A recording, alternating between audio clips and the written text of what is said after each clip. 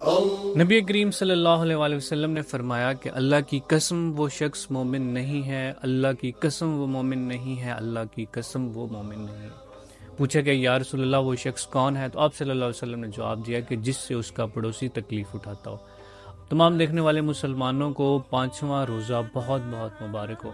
दीन इस्लाम में हमसायों के हकूक़ के ऊपर बहुत ज़्यादा रोशनी डाली गई है। एक और जगह आप सल्लल्लाहु अलैहि वसल्लम ने फरमाया कि जिब्रील अमीन ने इतनी कसरत से मुझे हमसायों के बारे में वसीयत की कि मुझे ऐसा लगने लगा कि इन्हें विरासत में हकदार बना दिया जाएगा। अपने हमसायों का बहुत ख्याल रखिए, उन्हें इस वीडियो में लाजमी टैग कीजिए। हदीस सुनकर दूसरों तक पहुंचाना सदका जारिया है। अगर आप भी सदका जारिया में अपने दोस्त अहबाब को हिस्सेदार करना चाहते हैं तो उन तक ये वीडियो लाजमी पहुंचाएं।